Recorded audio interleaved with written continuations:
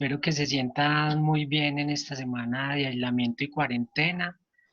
Pues yo sí quiero agradecer y reconocer el espacio que ha abierto la escuela porque para mí también ha sido un espacio de compañía, de aprendizaje, de reflexión, de ocupar el tiempo en algo que me gusta Y y hasta de de verdad las terapia, dijimos. tardes, sí, las tardes no hubieran sido igual la semana pasada si estos espacios no se hubieran dado, porque finalmente uno le da muchas vueltas la cabeza, uno se ve muy tentado a salir a fotografiar, hay que admitirlo, pero también está la otra cara de esta situación y es como, bueno, tenemos muchas cosas pendientes por hacer, fotos por revelar, proyectos por rayar, referentes que estudiar y yo creo que todo pasa en la vida por algo y pues para los fotógrafos no es la excepción, creo que también es tiempo para reinventarnos. Entonces, por eso me pareció muy bonita la invitación de la escuela como a invitarnos también a los locales a compartir el conocimiento y, y más en el marco pues de la pandemia. Entonces, yo siempre pregunto muchas cosas sobre el nuevo documental, sobre las nuevas maneras de narrar en las charlas. Yo cuando tengo un conferencista, mejor dicho, le pregunto hasta de qué se va a morir, porque yo trato como de absorber todo el tiempo el conocimiento y la información de los colegas. Y algo que me he dado cuenta muy importante desde hace unos 4 años hacia acá, yo vengo, digamos, haciendo fotografía hace 10 años, pero sin duda alguna de 4 años hacia acá, la manera en que he venido haciendo fotografías ha venido, se ha venido transformando. Y eso ha sido gracias no solo como a las personas de las que uno se rodea, sino como a la capacidad también de autogestionar el conocimiento y pues si bien de una u otra manera uno puede estudiar fotografía a través de internet, lo técnico hoy en día lo podemos aprender a través de YouTube, hay otra parte que es súper importante y es como aprender a estructurar proyectos, aprender a conectar las imágenes, aprender a definir una estructura narrativa para el proyecto que voy a hacer, porque como todos sabemos, estamos sumergidos en un mundo de imágenes todo el tiempo, desde que nos levantamos hasta que nos acostamos. Entonces yo no sé si ustedes se han dado cuenta, pero ser fotógrafo hoy en día es mucho más exigente que hace unos años, ¿cierto? Porque hoy en día tenemos la tecnología en nuestras manos, tenemos un celular con muy buenas capacidades en el bolsillo, con una muy buena cámara, pero es entonces cuando uno decide ser fotógrafo, vivir de la fotografía, y empieza a soñar tan grande como que van a hacer un fotolibro, que van a hacer expediciones, uno se va dando cuenta que definitivamente fotografiar va mucho más allá de un clic. Entonces, eh, pues yo no solo soy fotógrafo, sino docente, y en ese ejercicio de la docencia sí que me ha servido para reinventarme, para darme cuenta de que pues, yo tengo una mirada, pero hay infinidad de personas que tienen diferentes formas de observar, de mirar, de narrar, de contemplar, y es allí donde uno ve de que la fotografía siempre va a ser muy relevante para la humanidad, y si lo vemos ahora, creo que eh, la mirada no solo del fotógrafo que está cubriendo la pandemia es importante, sino que nuestra mirada propia desde nuestra cotidianidad es trascendental para narrar todo lo que está viviendo la humanidad en este momento. Entonces yo acepté la invitación de Lania, no solo a hablar como de fotografía documental, sino como a hablar un poco de la fotografía contemporánea. ¿Qué se entiende por esto de la fotografía contemporánea? ¿Por qué es tan importante? ¿Por qué introducirla dentro de nuestros procesos? Observar de dónde viene, preguntarnos, ¿ve, será que mi fotografía es contemporánea? Y conocer referentes. Entonces, hoy precisamente no voy a hablar mucho de mi trabajo, pero sí voy a hablar del trabajo de personas que me han inspirado mucho en lo fotográfico y en lo humano. Y créanme que yo llegué a estos referentes no solamente por mi cuenta, sino como gracias a espacios alternos que se han creado en la región, como Baudó Agencia Pública, Ciudad Impresa, la Escuela de Artes y Oficios también abre unos talleres para que uno aprenda mucho más allá de lo técnico. Y en una charla un día con Santiago Escobar, un fotógrafo muy importante en América Latina, un día me dijo, es que vaya a buscar el trabajo de Cristina de Miel. Inmediatamente fui, lo busqué y me encontré pues con una gran sorpresa porque primero me encontré con que Cristina de Miel era una reportera gráfica, pero el proyecto con el que la rompió y la sacó del estadio no fue precisamente con un reportaje gráfico, sino con una obra de ficción, con el proyecto Afronautas. Así que por favor les pido que yo no soy el más indicado para hablar de cada proyecto en específico, pero sí les voy a invitar, a incitar a que naveguen un poco más en los proyectos de los que voy a hablar. Entonces, por ejemplo, Cristian, perdón, ahí por el chat les estoy mandando los usuarios de Instagram de los referentes de los cuales está hablando Cristian, por ejemplo, de Cristina de Miel, la de Miel, Jorge Pancho Haga, y bueno, todos los que él está nombrando, yo los estoy como tagueando ahí por el chat, ¿listo? Para que lo busquen en... eso. Entonces, miren, pues, entonces imagínense, Cristina de Miel es una fotógrafa que se dio cuenta de que en el año 1960 querían llevar el hombre negro a la luna, así como los estadounidenses llegaron a la luna, así como los rusos llegaron a la luna. Cristina de Miel se dio cuenta a través de los periódicos, investigaciones, de que había un proyecto de llevar el hombre negro a la luna y cumplir ese sueño. Finalmente eso fue un proyecto que nunca pasó, nunca sucedió, pero lo que está escrito está, y eso quedó documentado en archivos, en periódicos, en libros, y años después, Cristina de Miel, reinventándose como fotógrafa, porque en España había una gran crisis y era muy difícil vivir de la reportería gráfica, ella decidió ampliar el espectro de la fotografía y buscar nuevas formas de narrar. Y es ahí cuando acude a la ficción y hace una puesta en escena y recrea el hombre negro en la luna y lo hace de una manera muy poética. Utiliza el retrato, utiliza las fotos de contexto, utiliza el paisajismo, utiliza un montón de recursos que uno aprende en el transitar de la fotografía, pero todo lo enfoca en una narrativa, en un discurso, en algo que ella quiere contar. Entonces ya ahí uno empieza a ver que la fotografía documental eh, se presta para infinidad de formas de concebir los proyectos. Entonces, listo, empiezo a conocer referentes como Cristina de Miel, después Cristina de Miel es de España, pero pues en este ejercicio también uno busca como referentes más cercanos y me encuentro, por ejemplo, con Jorge Pancho Haga, que es un fotógrafo colombiano y tiene un proyecto de largo aliento que se llama Dulce y Salada, que es un proyecto también que es un trabajo con comunidades, que si uno empieza a conocer el proyecto, ve que el proyecto no es netamente fotográfico, el proyecto va mucho más allá de lo fotográfico y es un proyecto de investigación, es un proyecto de inmersión, donde obvio la fotografía cumple un rol súper importante, pero también el trabajo con las comunidades, los diálogos, el definir una estructura narrativa, si el proyecto va a color, a blanco y negro, bueno, como que son proyectos que me empezaron a ampliar el espectro de cómo podía empezar a narrar yo. ¿Cómo podemos definir la fotografía contemporánea? Eh, Me puse a investigar, obviamente, antes de venir acá a hablar del tema y pues nos encontramos de que se define como fotografía contemporánea todo lo que se haya hecho después de 1980 hasta la actualidad, ¿cierto? O sea, abarca gran parte de las imágenes que hemos visto, imágenes con las que creo que hemos crecido la mayoría de nosotros, pero digamos que hay diferentes puntos de la contemporaneidad, porque no es lo mismo ir a buscar el fotógrafo de 1980 que venir a buscar un fotógrafo contemporáneo como los que les voy a citar ahora, ¿cierto? Entonces, como que la fotografía contemporánea siempre se ha venido reinventando, incluso muchas veces ni nos damos cuenta de lo que estamos haciendo, y es porque a veces vamos fotografiando sin saber un por qué.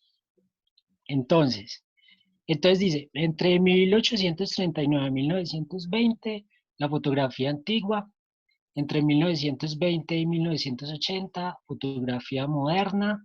Creo que muchos de nosotros consumimos ese tipo de fotografía. Y 1980 hacia acá, se puede catalogar o definir como fotografía contemporánea. Bueno, digamos que algo que yo me he dado cuenta, ¿tienen alguna pregunta hasta acá?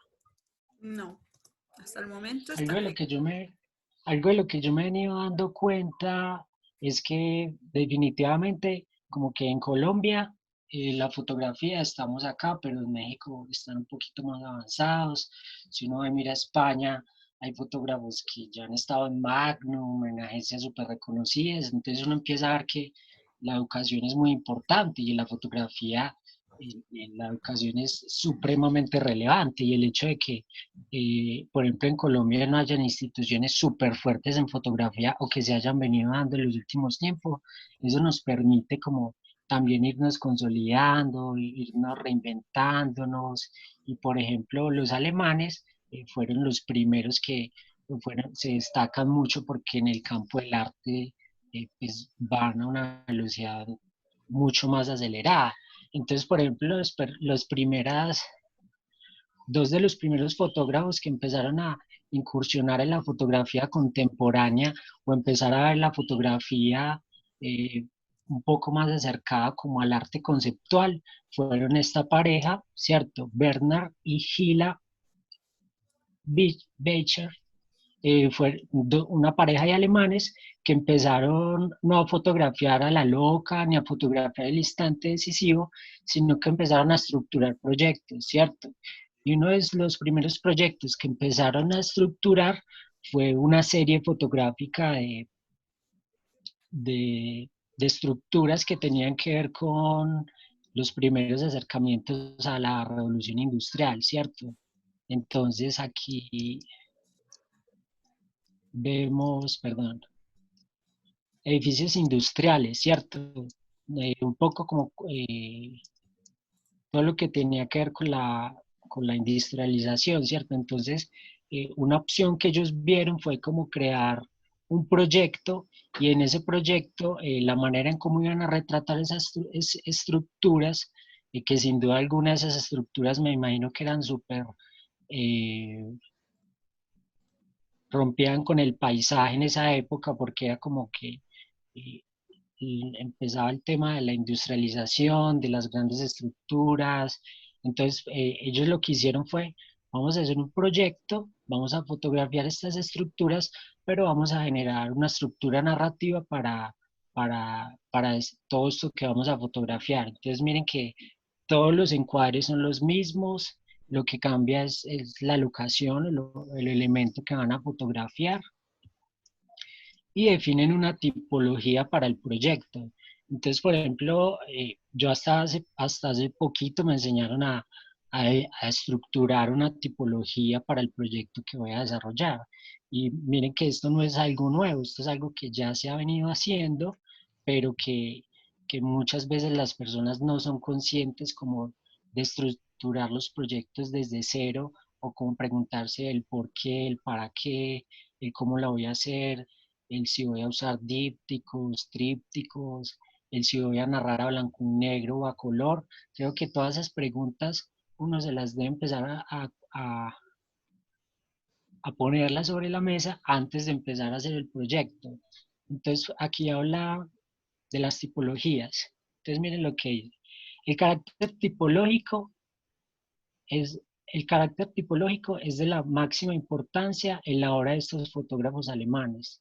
Los Berchers no presentan objetos unitarios en sus exposiciones, sino grupos, tipologías, familias. No se trata de una fotografía de un casquillete de extracción o una calera, sino de caleras, de casquilletes. Son categorías presentadas en forma reticular, o sea, como que estos fotógrafos no solo piensan en ellos como fotógrafos, sino que de alguna manera están pensando en el espectador, que es quien finalmente va a ver la imagen.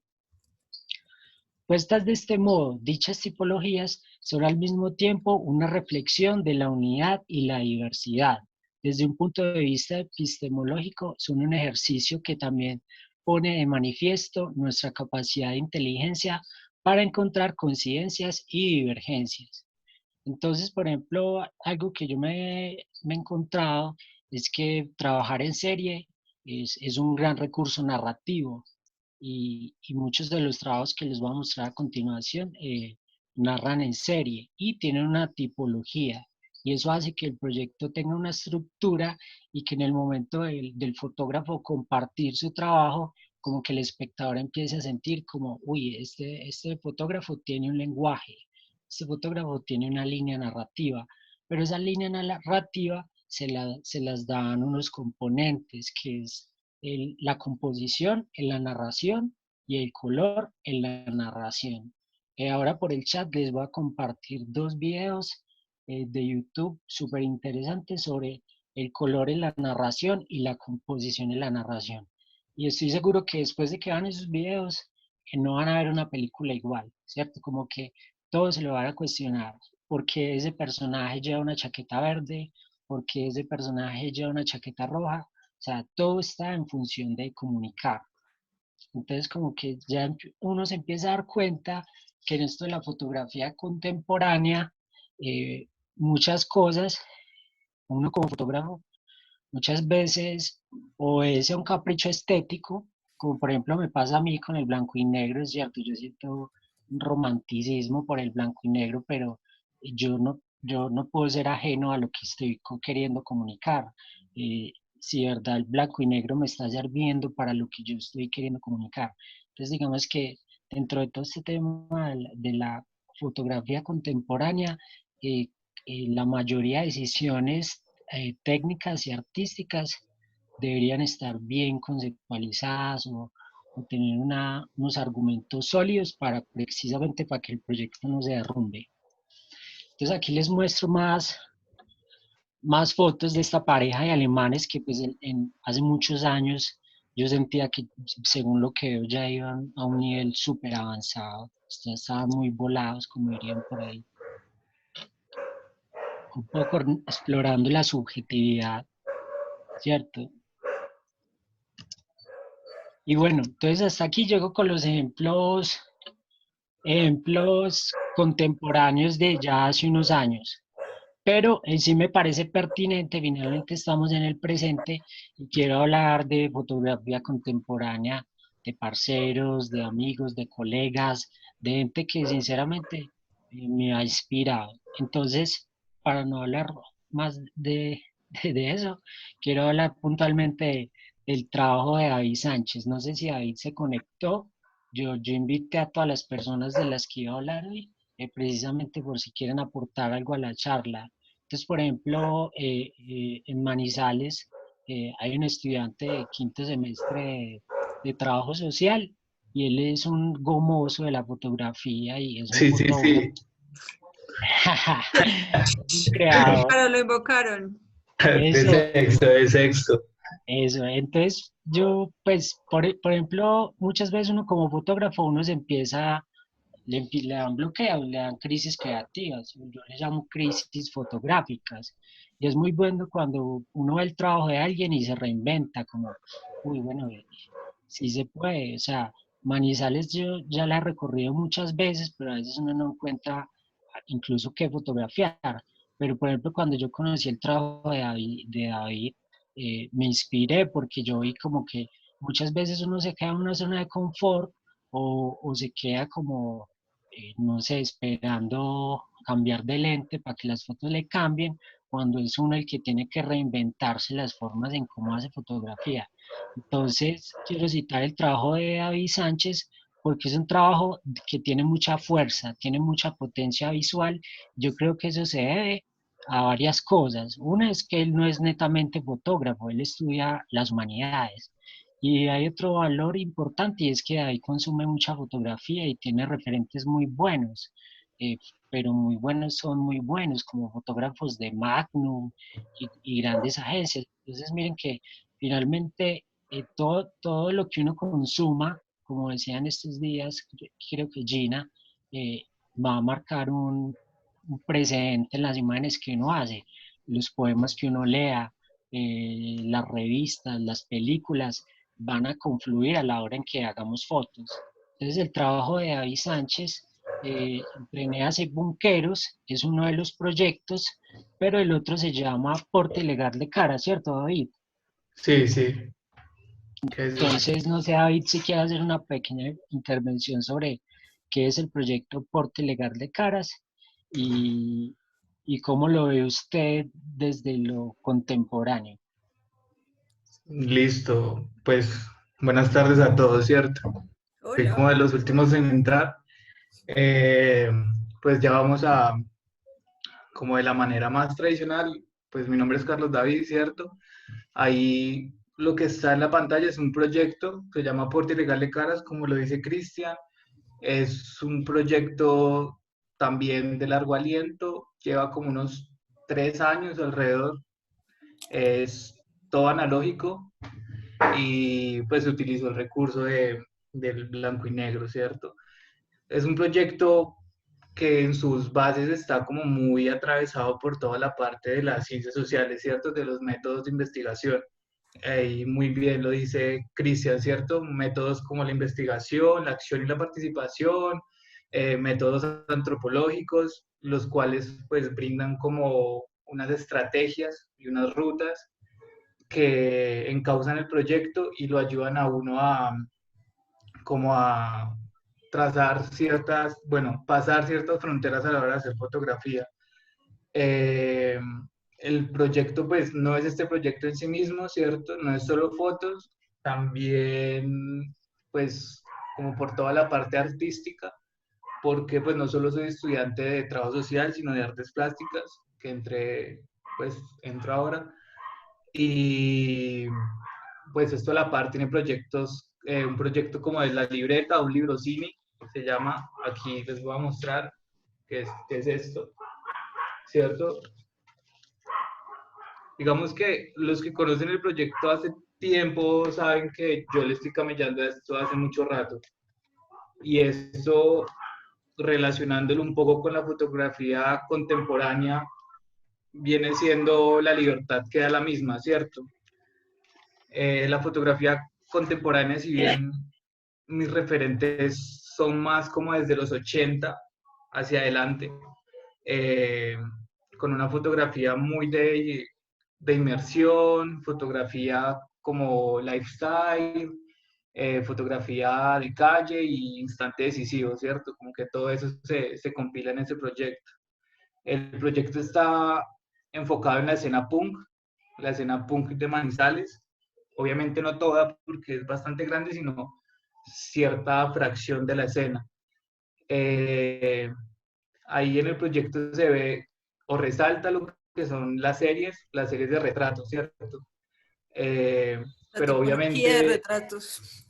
exacto, los retratos es como el fuerte. Al fin de cuentas, ese fue como el punto de diferencia que dio el proyecto. Lo que son los retratos y esto fue el punto de diferencia que dio al proyecto, porque hay mucha gente que ha retratado la escena punk, hay demasiada. Entonces, ahí está como el proyecto. El otro proyecto es el de NEAS, que ese fue el que está en el principio. Ese sí, pues, de cierta manera uno como fotógrafo también como que tiene ciertas metodologías.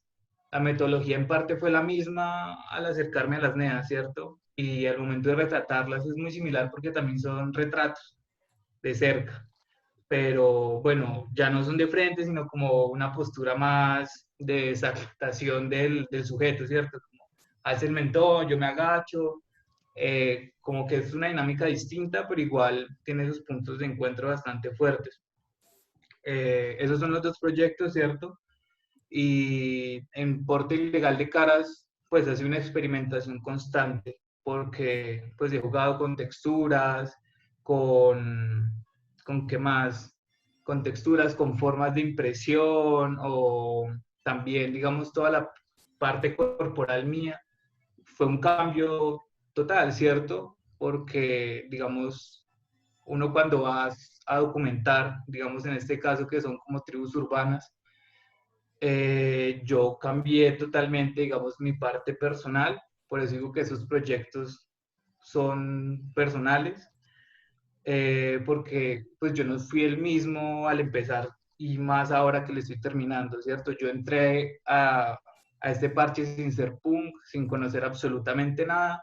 Por eso yo hice el trabajo como al revés. Hay mucha gente que primero investiga y entra. Yo entré y luego sí investigué, porque pues al fin de cabo es fotografía contemporánea y en esto no hay reglas. Si se hablar de lo contemporáneo, pues eso tiene una pesadez muy grande, es lo contemporáneo, ¿no? Y si la fotografía está ligada al arte, entonces es una discusión muy amplia. Eh, pero digamos con las NEAS, que es este proyecto que está ahí, con ese sí investigué antes, ¿cierto? Que eso sí me pareció importante y me ahorró mucho trabajo. Es muy importante investigar, ¿cierto? Porque ahí ya supe como de dónde vienen, dónde nacieron, como qué viste, qué escuchan, aparte a qué obedecen, y pues me encausó mucho más el proyecto. Aún no lo he terminado porque está obviamente en receso por esta situación global, y pues bueno, esos son como los dos proyectos. No sé si quieren preguntarme algo, yo con gusto les Ahí respondo. Elizabeth te dejó como un referente para que revises. Dice, te recomiendo revisar el trabajo que relaciona con el libro que mostró Arthur Rafa, Still from Apex 2013. Ahí te dejo en el chat como para que lo copies y le pegues una revisada. Y a Cristian, Martín Reyes Urbano te pregunta que yo también quiero hacer una cuña y que tú también respondas que cuál es la diferencia entre fotografía contemporánea y narrativa visual. En este caso, yo creo que la narrativa visual es algo que está dentro de cualquier tipo de fotografía. O sea, es un elemento que hace parte de la fotografía contemporánea, del trabajo, es como algo que está dentro de, entonces no son como dos temas diferentes, sino que en la fotografía contemporánea trabajamos con narrativa visual o bueno, cualquier tipo de fotografía tiene una narrativa visual. Creería yo lo definiría así, no sé, Cristian, ¿cómo lo responderías? Sí, yo quiero responder eso, como que una cosa no está ligada a la otra. Y la narrativa visual para nosotros que somos fotógrafos de esta nueva era, la fotografía, la narrativa visual es muy importante. Muchas veces la narrativa le puede dar la vida al proyecto. Entonces, por ejemplo, muchas veces uno como fotógrafo no es el que le da la narrativa. Si uno tiene la posibilidad de trabajar con un editor o un tutor, el tutor le ayuda a marcarle una línea narrativa visual al proyecto. Por ejemplo, algo que pasa mucho hoy en la fotografía contemporánea y en el proyecto de David se ve, y es que el proyecto de David se vuelve mucho más robusto en el momento en que él no solo acude al lenguaje fotográfico, sino que complementa el lenguaje fotográfico con la ilustración, con, que, con otros lenguajes. ¿Y qué otros lenguajes hay en la libreta?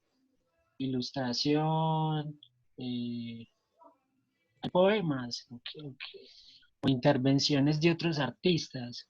Como que Exacto. yo como, yo como fotógrafo, yo no, hoy en día es muy importante que uno no solo pensar los proyectos desde lo fotográfico, sino que hoy en día lo fotográfico es transversal a otras áreas del conocimiento, como la literatura, la poesía, las ciencias, la investigación. Si nos ponemos a analizar todos los proyectos con los que aplican a las becas de Naji o estas grandes convocatorias, son proyectos que obviamente lo fotográfico es muy relevante, pero están ligados a otros lenguajes, a otras formas de narrar. Yo creo que ahí es donde uno como fotógrafo tiene que salir un poco de esa burbuja de trabajar solo y empezar a trabajar de manera colectiva con otros creadores, ¿cierto? Que nos ayuden a enriquecer nuestros proyectos.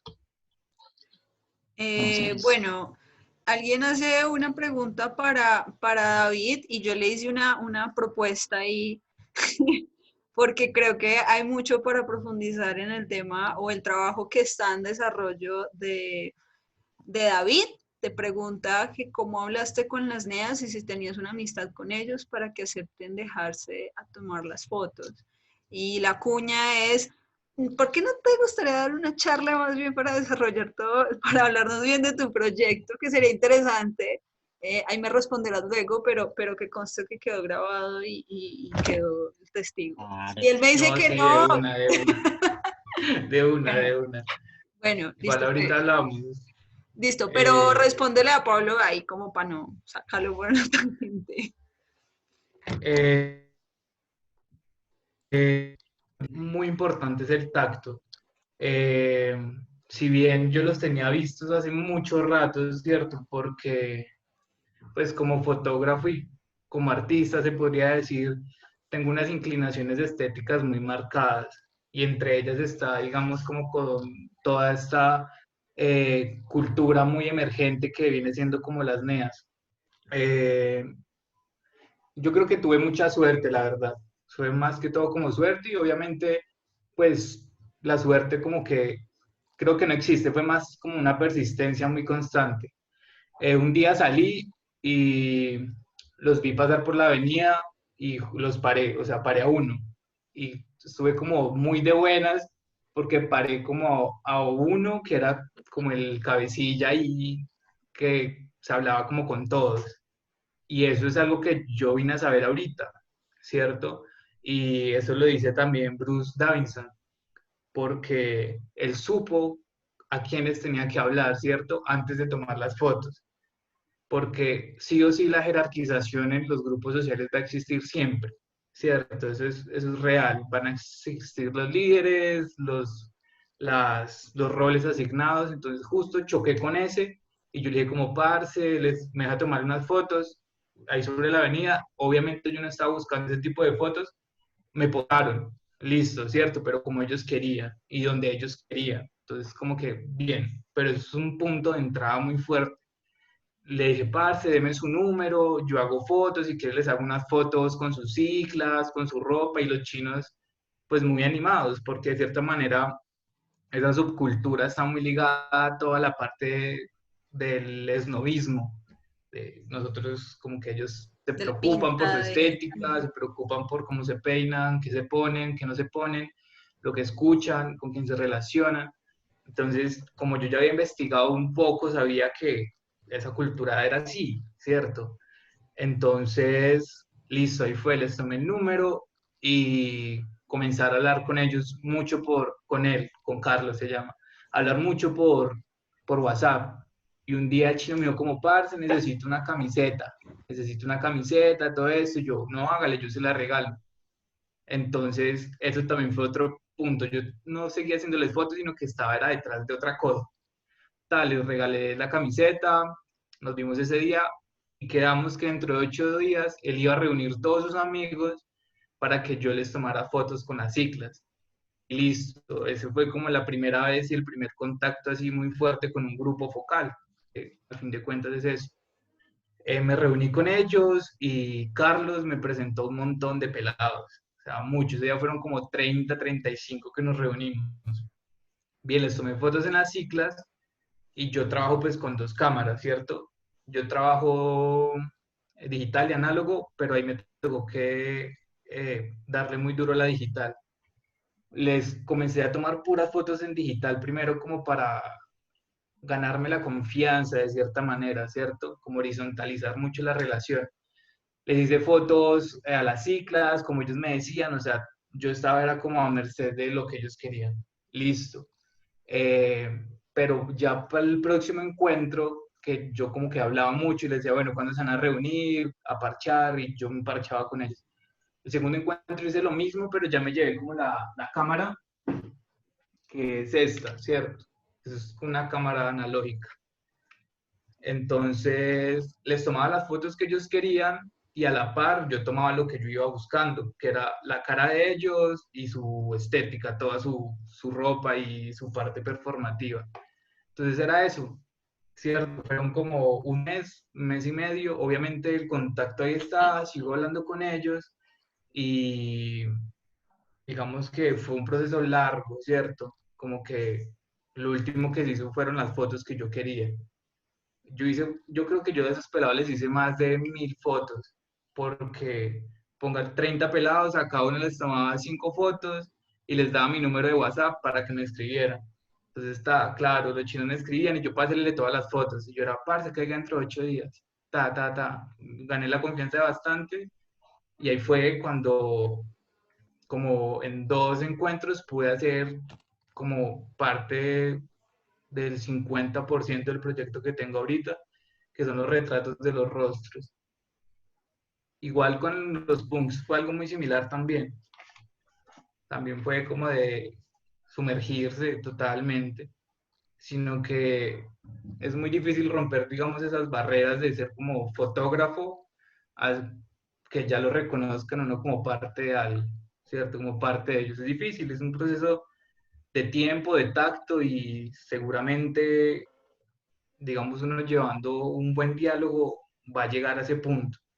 Con las NEAs no lo tengo, ¿cierto? Pero con los punks sí, ¿cierto? Digamos, es un proyecto como de 2, 3 años, ya conozco bastante gente de la escena, ya como que me invitan, ya me regalan como entradas, ya hay una forma de trato distinto.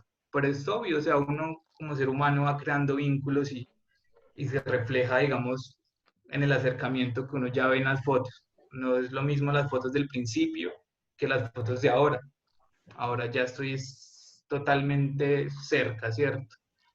Muy parecido al discurso de Nal Golding, que es una fotógrafa contemporánea, por cierto, que viene de toda esta parte de la bohemia neoyorquina, que toma fotos y sigue tomando fotos. Y la obra más grande de ella es la obra de su vida en sí. Ella tomaba fotos de todo. Entonces, es eso, ¿cierto? Es como la inmersión total, al fin de cuentas. Listo. Mauricio nos pregunta, bueno, pregunta, ay, se me fue el chat por aquí. Estúpido chat, perdón. ¿Cómo podemos alejarnos de la mirada colonizadora que el fotógrafo usa y transmite en las fotos cuando realiza este tipo de proyectos? Yo creo que ahí como que inmersamente lo estabas diciendo en tu manera de generar el contacto, pero pues, Cristian, si quieres agregar algo con respecto a este tema de... Claro, Sí, sí, digamos, esta discusión de la mirada colonizadora no solo está en la fotografía. Al momento de investigar, de la investigación, es muy constante esa pregunta, ¿cierto? Hay algo que se llama como la acción sin daño, que es un método que nace alrededor de toda esta mirada colonizadora. De cierta manera es horizontalizar las relaciones y siempre retribuir de alguna manera. No es como yo voy, extraigo y ya, que eso al fin de cuentas es colonizar. Entonces, digamos, yo hice lo posible por devolverles todas las fotos, hacer las fotos como ellos querían.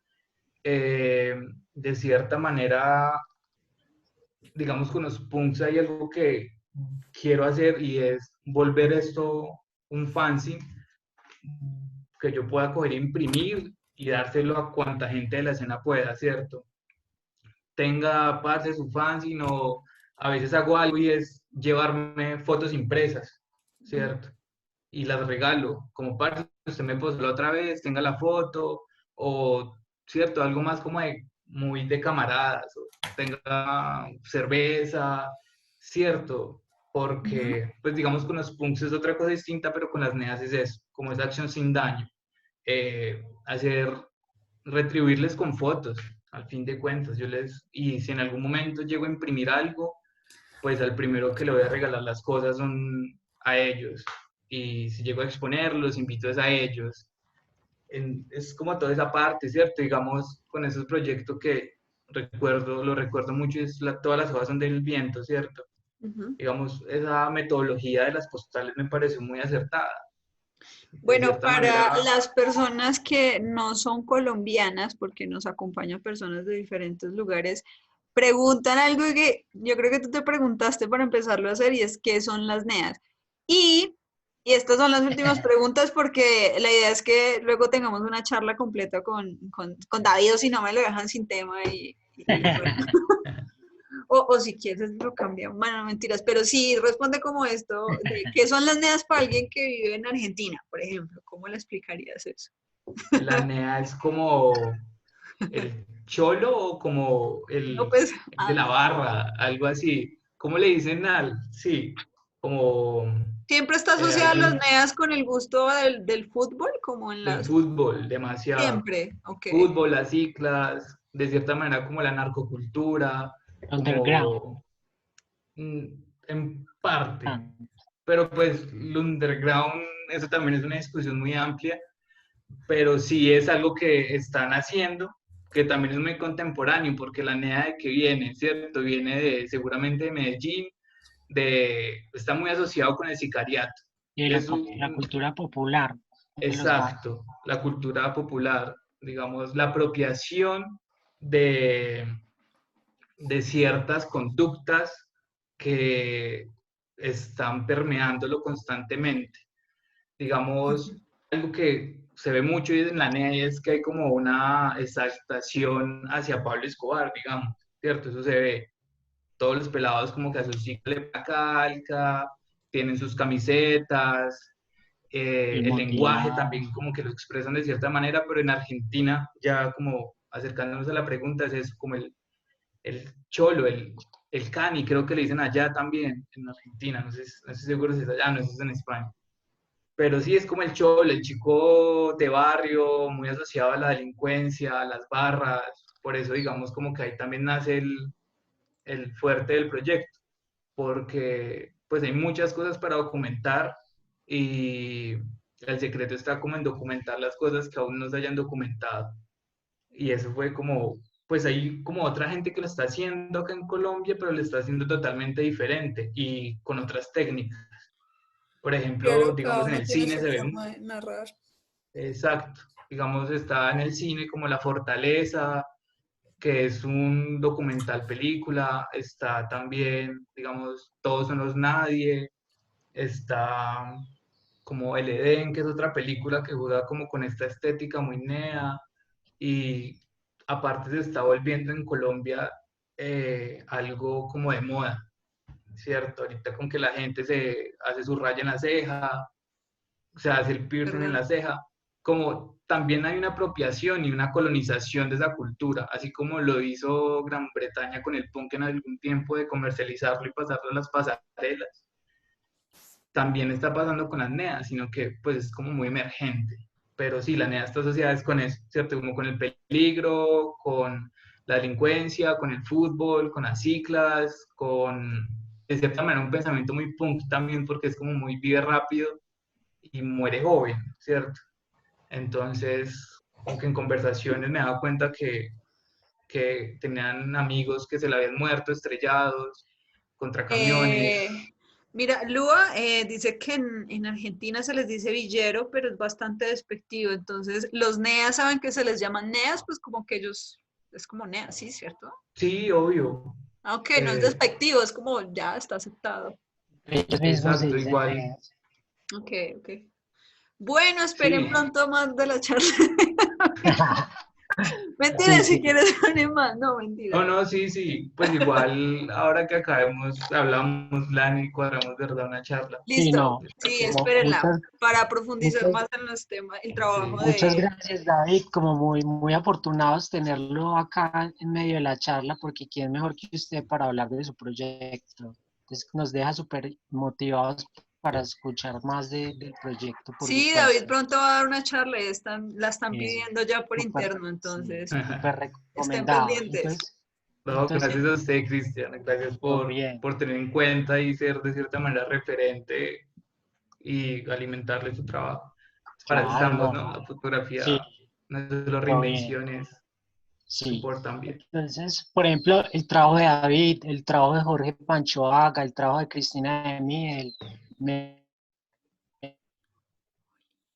me han inspirado muchas veces cuando uno tiene un antecedente, un referente, hay una delgada línea en hacer lo que el referente hace o el antecedente hace.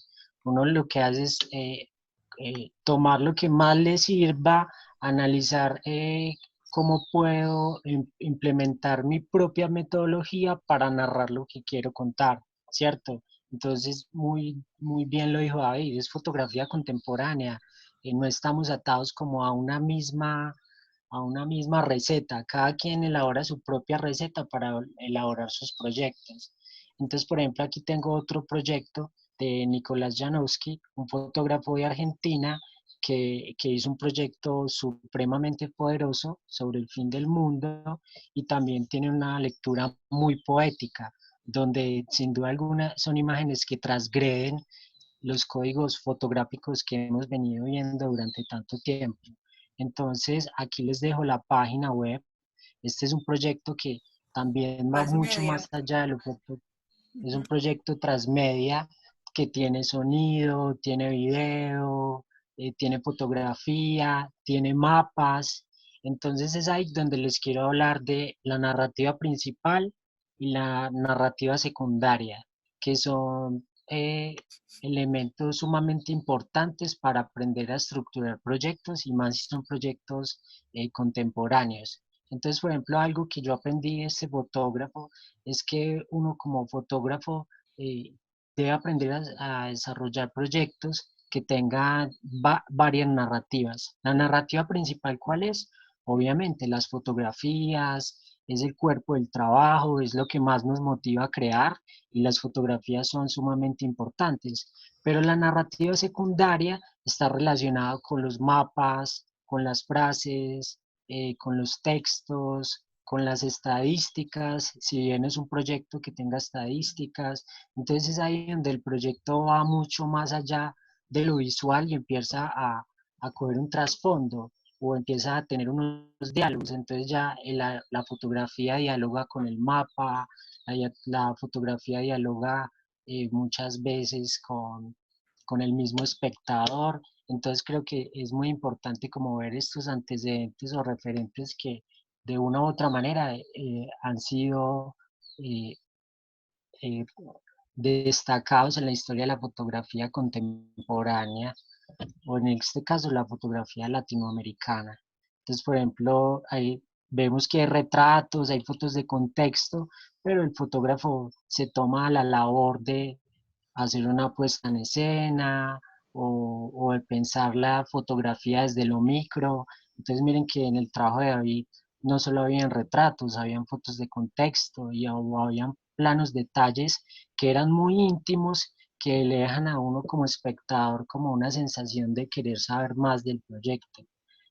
Entonces, por ejemplo, algo que yo analizo en la fotografía contemporánea o en estas formas de narrar es que miren que muchas veces el espectador está acostumbrado a que todo se lo vemos ahí desglosado en las manos, cuando en realidad la fotografía y el cine y el arte son un dispositivo de pensamiento. Y si yo como fotógrafo puedo lograr eso a través de mis imágenes o de algo que quiero decir o pensar, pues maravilloso, ¿cierto?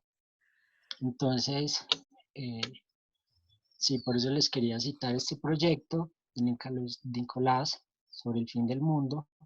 Y bueno, ahí está pues para que investiguen más a profundidad y el porqué pues, de estas imágenes tan impactantes. Como pueden ver, es un proyecto que tiene una paleta de colores, ¿cierto? Una estructura narrativa y eso lo define muchas veces el proceso de investigación, ¿sí? Que ahora les voy a mostrar un poco cómo estructurar un proyecto desde cero.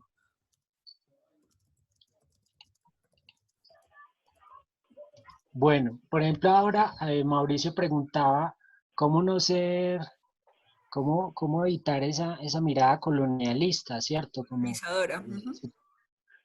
muchas veces, sí, uno como fotógrafo, y más si trabajamos en lo documental, un poco en lo periodístico, es inevitable no ir a un lugar, sentir la necesidad de fotografiar, de hablar con la comunidad, establecer unos diálogos, una horizontalidad, ¿sí?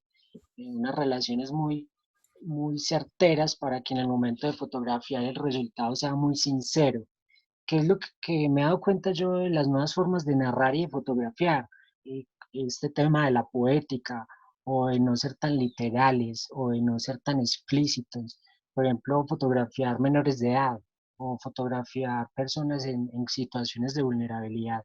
Es una decisión técnica y ética que yo como fotógrafo tengo que ser consciente en qué ángulo, en qué plano, qué tipo de encuadre voy a usar, si va a ser a color o a blanco y negro, porque finalmente estoy mostrando la condición humana. Y es ahí donde yo me empiezo a encontrar que hay fotógrafos que lo resuelven muy bien. Y obvio va más allá de lo fotográfico, es un trabajo poético, de reflexiones, seguramente se vieron muy buenas películas para llegar a este nivel. Entonces, por ejemplo, el trabajo de Ana Vallejo, que no la conozco, pero pues sigo su trabajo, es lindo y es cuando veo esta serie donde fácilmente aquí me están mostrando el retrato de una persona, pero aquí no veo a la persona, pero veo un objeto que lo representa y lo representa de una manera muy estética, hay una relación figura-fondo, el fondo me está hablando, el arma también me está hablando, el elemento, no me están mostrando la persona como tal, pero me la estoy casi que imaginando. Entonces, si algo de lindo tiene todo esto de la fotografía contemporánea es que nos deja unos puntos ahí sobre los cuales uno pueda imaginar, recrear, o sea, no me tienen que dar todo el mensaje de pe a pa. Es muy bueno cuando el espectador empieza a generar sus propias lecturas, ¿cierto? Entonces, por ejemplo, en el trabajo de Entre Nubes, si ustedes ven a la página de Ana, hoy hay fotos de niños, de gente jugando en los parques, en el territorio en el que ella jugó, pero lo que más me llama la atención de su trabajo, o lo que más se ha llevado como méritos o aplausos, es esta nomenclatura que ella usa para representar ciertas personas que no necesariamente las muestra tan literal, pero los muestra de una manera muy respetuosa y en lo técnico, en el tema de producción, creo que ella misma se vale de todas las cosas que haya en la comunidad, como las telas, las cortinas, las cobijas y todos esos insumos le ayudan a construir una narrativa para lo que ella quiere contar. Entonces, como el trabajo de Ana Vallejo, súper recomendado también. Bueno, ahora esta ollita. Por ejemplo, con todo esto en el marco de la pandemia, pues hemos estado consumiendo mucha fotografía desde que nos levantamos hasta que nos acostamos. Y hay un fotógrafo de Magnum, un francés, que es muy volado, me imagino, que tiene un trabajo muy bueno, pero me dio por mirar su cuenta de Instagram antier y vi que está haciendo un proyecto en el marco de la pandemia y como que está utilizando un filtro y una cámara térmica, ¿cierto? Y pues según, sí, narrativamente, intencionalmente, él nos quiere mostrar algo con la cámara térmica o los cuerpos que llevan el calor y pues acá lo logra. ¿Cómo llega uno a esto? Procesos de experimentación, ensayo y error, probando un filtro, quizá hizo eso con un filtro de Instagram, quizá no, pero creo que hoy en día lo fotográfico, lo técnico es muy importante y entre más lo dominemos mucho mejor, pero hoy en día todo es válido. Creo que todo es válido, escanear es válido, tomar capturas de pantalla es válido, obviamente fotografiar también. Hoy en día hay proyectos que se hacen con Google Street View, entonces como la manera de narrar y de fotografiar se está reinventando. Y después de que pase todo esto de la cuarentena, o ahora en el marco de la cuarentena, estamos viendo que los fotógrafos también nos estamos reinventando y cuestionando y De hecho, ampliando. ahorita pues sobre todo lo he visto con los fotógrafos de moda, y es que están haciendo sesiones con sus modelos en chat. Y hace poco también un fotógrafo de moda de acá de Manizales hizo una publicación como intentando entrar en discusión sobre que eso no era fotografía.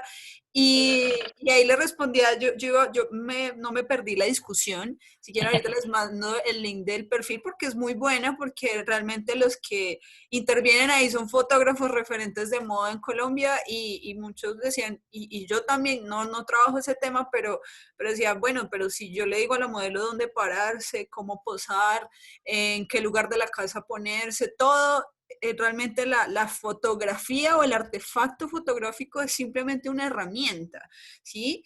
Por lo tanto, sí se está hablando de fotografía, ¿sí? Si se está creando, simplemente es una nueva plataforma y como fotógrafos, de alguna manera, como muchas otras carreras, es manera de adecuarnos y adaptarnos a lo que está sucediendo y a las maneras de no tener que salir de la casa, no arriesgar a nadie, a no ser que nos toque por ser un assignment de un medio, pero si no, pues es otra manera de seguir vigentes y me parece un trabajo válido, ¿sí? Entonces, la discusión se hizo en el perfil de Rubot, él es un fotógrafo referente pues de la ciudad y ya les mando el link ahí como para que si quieren entran y de hecho hay un fotógrafo acá en Manizales que es Cristian Agudelo que está haciendo esas sesiones con modelos en diferentes partes del país. Ya, ahí les dejo los... También hago un paréntesis ahí, como que yo también he visto que hay varios fotógrafos de moda que se arriesgaron a hacer eso, pero oye, a uno les ha ido mejores que a otros, pero por ejemplo hay uno que le fue muy bien haciendo eso y fue a Mateo Medina, Ok. ¿cierto? Uh-huh. Le salió re bien, o sea, parece, no, como que es la textura de la cámara del computador, entonces le ayudó, Uh-huh. como que súper válido. Bueno, están viendo mi pantalla, ¿cierto? Sí. Entonces, ese es el trabajo de Anthony y de Agatha por estos días, que les recomiendo mucho pasar a verlo. No sabemos de qué se trata, porque no encontré más información más que la que hay en su cuenta de Instagram. Otro de los trabajos que me ha sorprendido por estos días es el trabajo de varios fotógrafos que están narrando desde la cuarentena, desde sus casas. Uno de ellos es Sebastián López de Argentina y le publicaron en el New York Times postales de coronavirus. Entonces, acá en estas postales de coronavirus han publicado varios fotógrafos, pero uno que me gustó mucho fue el de Sebastián. Acá está el trabajo de Sebastián. Entonces, como que miren que hay muchas formas de narrar el aislamiento y la cuarentena. Entonces, por ejemplo, un ejercicio que estoy haciendo ahora con mis estudiantes es como vamos a fotografiar el aislamiento en casa o la cuarentena. Y muchas veces nos vamos a imágenes muy explícitas, como la nevera vacía o las fotos de los guantes o del gel antibacterial. No está mal, está bien en la búsqueda, en la exploración, pero también como abrir el espectro, como que hay formas de narrar eso de una manera más poética. Finalmente cada uno decide cómo lo narra, pero me parece muy valioso y poético la forma en cómo este grupo de fotógrafos lo han empezado a hacer desde su cotidianidad y pues eh, es muy bello lo que han venido haciendo. Entonces, Sebastián López. Y acá está el link. Ahora les voy a compartir esta presentación para que tengan acceso a todos los links y el trabajo de estos fotógrafos.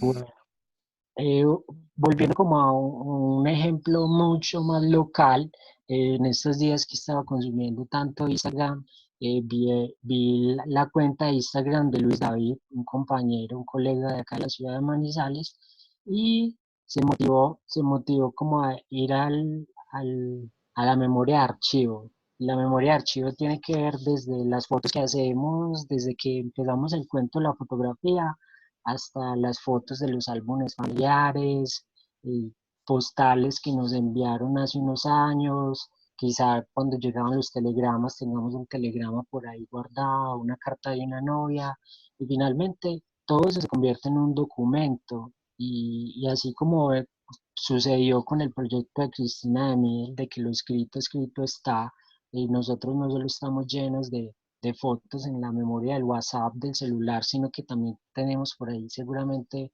un baúl con cartas, con archivos, con fotos, con trabajos de la universidad que si no los hemos votado es porque seguramente son muy importantes. La pregunta es qué vamos a hacer con todas esas cosas que tenemos por allá guardadas. Y una manera de evacuar ese material de archivo es como haciendo catarsis, revisando qué hay ahí entre ese archivo o qué relación hay entre esas fotos que tengo guardadas, esas postales, esos archivos de los que aún no me he podido desprender con, con, con algo cotidiano. Entonces, por ejemplo, Luis David como que desempolvó un montón de cartas y cosas que tenía guardadas y las empezó a fotografiar, a retratar y las ha estado publicando por su cuenta de Instagram, pero estas fotos van ligadas a unas reflexiones muy profundas. Y ayer hablé con Luis y él me decía que estas fotos eran muy importantes para él o este material, porque es algo que es muy de las entrañas. Entonces ahí cuando uno empieza a darse cuenta de que cuando se pone a hablar con todos estos fotógrafos, por ejemplo, Andrés Cardona, no sé si lo han escuchado, son fotógrafos que Andrés Cardona es un fotógrafo que ha narrado el conflicto desde las entrañas. Entonces, ¿quién mejor que él para narrar el conflicto? Entonces es ahí cuando uno ve que el fotógrafo cuando va y produce algo, cuando es muy propio, muy personal, cuando tiene un punto de partida muy claro de lo que va a narrar, el proyecto es muy sincero. Entonces muchas veces vemos que fotógrafos como David o muchos otros sorprenden con sus proyectos sin esperar nada a cambio, sino que van y lo van haciendo de una manera muy sincera hasta que van descubriendo que hay un lenguaje o hay algo valioso por mostrar o narrar. Entonces, como que quiero recomendar dos cosas de David y es uno, como sigamos leyendo las reflexiones de David con respecto a la memoria de archivo, cómo va a reutilizar este material. Y también David estaba reciente a exponer su proyecto Givina, Hoja Verde, Casa Verde.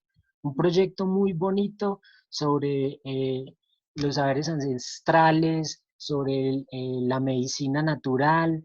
Él abre su proyecto hablando sobre si las plantas nos enseñan algo y sin duda alguna el proyecto de Luis David deja grandes reflexiones y es un proyecto también muy autobiográfico porque él a partir del uso de medicinas ancestrales como la ayahuasca y otras plantas medicinales va encontrando un camino y algo que decir, algo que narrar a partir de las imágenes. Entonces vemos imágenes muy poderosas también en su proyecto. Si quieren ver más del trabajo de Luis David, eh, esperen que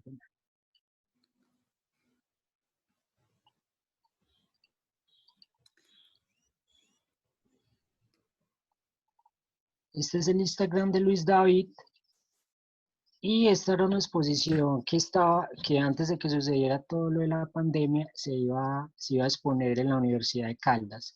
Pero para que no le pierdan la pista al proyecto, veamos este paisaje sonoro, que pues son imágenes con sonido. Y no es un sonido descargado de internet, es un sonido que él hizo en colaboración con músicos.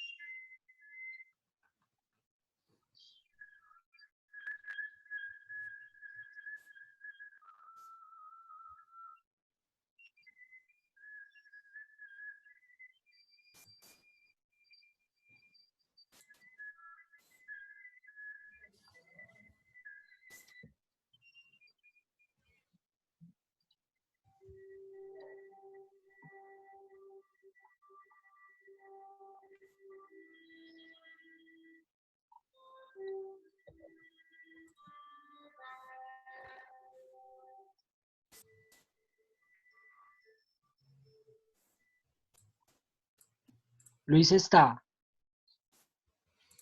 Luis David. No.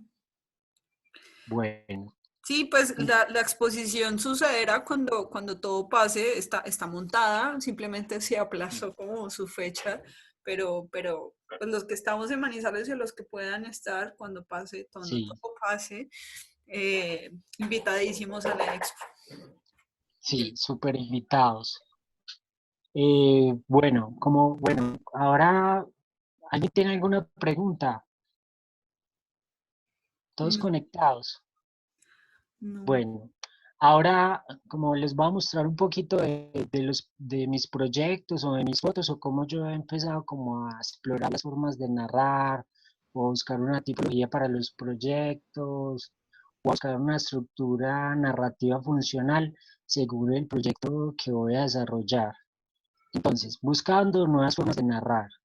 Estructura narrativa. Es muy importante como definir una estructura narrativa y una manera de hacerlo es definiendo cuáles serán mis antecedentes, ¿cierto? Lo que me antecede a lo que yo he hecho. Los procesos de investigación también son muy importantes, bien sea antes o después. Miren que ahí lo dijo, él lo hizo después. Para mí es muy importante hacerlos antes y durante el camino. El color en la narración. Entonces miren que aspectos como si el proyecto va a color, el proyecto va a blanco y negro, no solo deben obedecer a caprichos estéticos, sino que deben estar bien argumentados desde el por qué, el para qué y el cómo. Y la composición en la narración. Entonces, que en los proyectos que les mostré anteriormente, la manera de componer también define mucho el proyecto, ¿cierto? Si va a hacer planos detalles, si va a acompañar planos detalles de planos generales, si va a hacer una tipología de retratos de primeros planos, todo eso me va a ayudar a que el proyecto se vaya definiendo, estructurando, tipos de planos, bocetear, creo que bocetear es muy importante.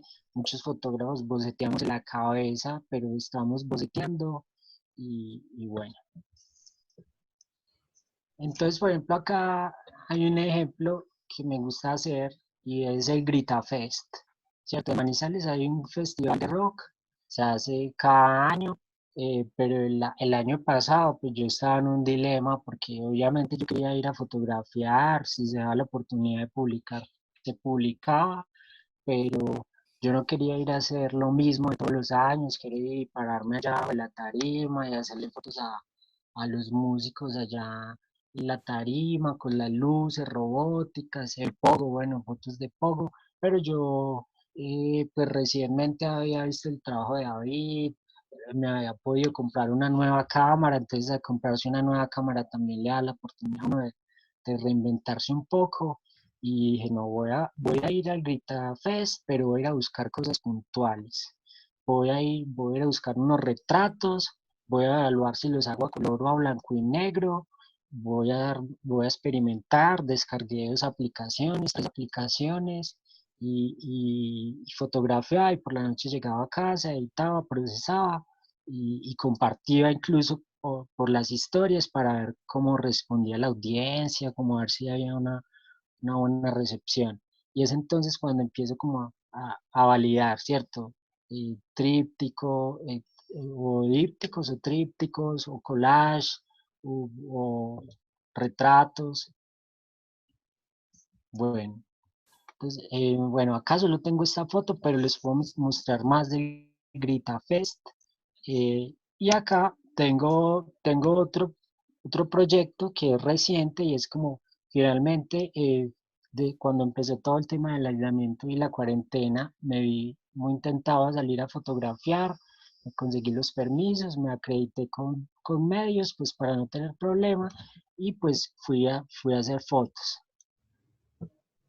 Fui a hacer fotos y empecé a pensar como, bueno, finalmente este es un momento histórico, eh, para Manizales también lo es, voy a fotografiar, pero voy a ir a buscar cosas puntuales, ¿cierto? Entonces empecé con el tema de los retratos, unas fotos de contexto, validé como el color y el blanco y negro, me encontré como con diferentes eh, problemáticas y es como los venezolanos pues de Manizales tienen que seguir trabajando, rebuscándose. Entonces aquí hay un retrato de uno de ellos. Me encontré con que había muchos señores mayores de 70 años saliendo y caminando por las calles y que llegaban tarde a los supermercados cuando ya todo se había acabado. Y bueno, y empiezo a buscar fotos que me ayuden a narrar de una manera más poética, a mostrar un poco el cielo, el infierno, y me apoyo como de esos días, ¿cierto? Que habían unos atardeceres súper lindos, pero que no todos podían ver. y también sentía que la ciudad me empezaba a hablar a través de sus significados y simbologías. Y aquí empecé también a validar este proyecto a blanco y negro. Digamos que las fotos a color son más a mediano plazo, por si se van a publicar en un medio o algo, pero las fotos a blanco y negro las concibo más como un documento de memoria histórica, ¿cierto? Como que yo proyecto estas imágenes en un futuro y creo que van a tener mucha relevancia porque es un momento histórico para la humanidad. ¿Tienen alguna pregunta hasta acá? Tan calladitos. Lex, ¿tú tienes alguna pregunta? No, de pronto al final algunas intervenciones, si quieren, pero pues al final. Bueno, por ejemplo, les voy a mostrar aquí brevemente como unos tips o unas indicaciones que uno debe tener en cuenta en el momento de estructurar un proyecto fotográfico. Entonces lo voy a hacer con un proyecto que tengo acá a la mano y es el proyecto Imaginarios del Sentir. Imaginarios del Sentir es un proyecto personal, es un proyecto propio, un proyecto de autor, y fue uno de los primeros proyectos donde yo empecé a explorar mi propia narrativa, mi propio lenguaje, me di como el gusto de salir de mi zona de confort desde lo fotográfico. Los Imaginarios del Sentir, título y subtítulo, ceguera, traducir, sentir, ilustrar. Entonces, este proyecto fue parte de, de un detonante creativo. Y el detonante creativo me lo dio una invitación que me hicieron y era que resulta que hay un grupo, en Manizales existe un grupo de fotógrafos invidentes que hacen fotografía y a mí me invitaron a ser tutor. Entonces, para mí eso fue como, a ver, ¿cómo así que hay invidentes que hacen fotografía? Sí, hay invidentes que hacen fotografía y queremos que usted sea profesor en el marco de un voluntariado. Entonces yo lo vi como una oportunidad para yo también aprender, para reinventarme y, y bueno, sin esperar nada a cambio, ¿cierto? Fui, compartí, conocí personas invidentes, personas con baja visión, personas que perdieron la vista de nacimiento y me empecé a preguntar muchas cosas sobre la vida de estas personas, me empecé a cuestionar yo, como bueno, tengo todos mis sentidos, tengo todo, tengo el tacto, el olfato, la vista y me siento frustrado. Como fotógrafo en ese momento me sentía frustrado, pero digamos que estas personas me inspiraron y me motivaron como bueno, tengo todo para hacer un proyecto fotográfico, ya les enseñé a ellos fotografía, ellos lo están haciendo muy bien porque yo no voy a hacer un proyecto fotográfico a partir de todo esto que estoy aprendiendo con ellos. Entonces el proyecto Ciego es un proyecto aparte donde me invitan como mentor a dar clases de fotografía. Me doy cuenta que sí se puede enseñar fotografía con la técnica del hilo negro. Entonces las personas que el fotógrafo toma un hilo y mide la distancia con el hilo y entre más se corra para atrás es un plano más abierto, entre más se acerque al personaje que está teniendo el hilo o el objeto que está fotografiando es un plano más cerrado. Entonces, listo, ahí empiezo a cuestionarme y digo, estaba en el marco de un proceso académico con Baudó y digo, no voy a hacer un proyecto sobre esto porque aquí hay algo por contar y creo que puedo aprender. Entonces, Baudó, mis compañeros de Baudó me enseñaron que es que uno tiene que aprender a estructurar bien los proyectos. Una de las cosas más importantes cuando vas a hacer un proyecto fotográfico es definir cuál es tu punto de partida. Y el punto de partida es muy importante incluso antes de salir a hacer fotos, porque el punto de partida es lo que te va a marcar el norte del proyecto. En el punto de partida es donde defines un posicionamiento frente a lo que vas a contar, a lo que vas a decir. Entonces todos los puntos de partida son importantes, pero como cualquier punto de partida, miro para allá, miro para un lado, tengo que definir un norte y, y empezar a escribirlo hace parte de eso. Después viene el proyecto y posicionamiento. Entonces aquí les voy a leer un poco. Imaginarios del Sentir es un proyecto que aborda el imaginario de la ceguera. En este caso busca retratar de manera íntima y colaborativa experiencias de percepción de un grupo de 3 invidentes que se vinculan al proyecto, facilitando las posibilidades de mediar entre la mirada, el sentir, la percepción, el imaginar y el diálogo, permitiendo ilustrar escenarios de percepción que comúnmente son habitados por estas personas. Entonces yo me di cuenta que pues eran personas altamente funcionales, ¿cierto? Que muchas veces los ciegos eran las personas videntes porque no teníamos muchas veces muy claro cómo era ese imaginario de estas personas invidentes, ¿cierto? Como somos muchas veces muy ajenos a sus sentires, a lo que les pasa. Muchas veces las personas lo subestiman o creen que porque una persona va por la calle con un bastón le va a pedir dinero. Entonces me empecé a dar cuenta de que esos imaginarios podían ser recreados o representados o traducidos a imágenes. Y eso me lo dio una estrecha relación con 3 invidentes, que fueron Carolina y 2 Gustavos, Gustavo Giraldo y Gustavo Vargas. Ya en esta etapa del proyecto conocí a muchas personas invidentes, pero yo no podía trabajar con todas porque me iba a enloquecer. Decidí trabajar con 3 invidentes que eran los que me iban a marcar el horizonte del proyecto. El My Concept, ¿cierto? La idea central del proyecto también es muy importante definirlo, estructurarlo, en la medida en que voy haciendo fotografías, ¿sí? Por ejemplo, en mi caso, yo iba fotografiando, iba construyendo este documento y eso me sirvió mucho para que cada vez que fuera a hacer imágenes no divagara tanto, sino que iba fuera por imágenes más puntuales. Entonces, la idea central de la serie busca romper paradigmas de lectura y no ver al ciego como una persona con pocas posibilidades en la sociedad, sino destacar todo lo que pueden hacer estas personas a pesar de su discapacidad visual.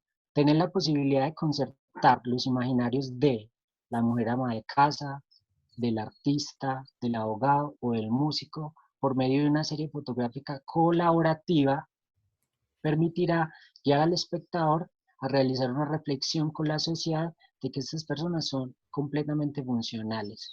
Entonces, ¿qué, qué quería mostrar yo? ¿Qué me daba cuenta yo en los diálogos con ellos? Que eran muy pilos, pero que no todos tenían las mismas condiciones sociales o económicas.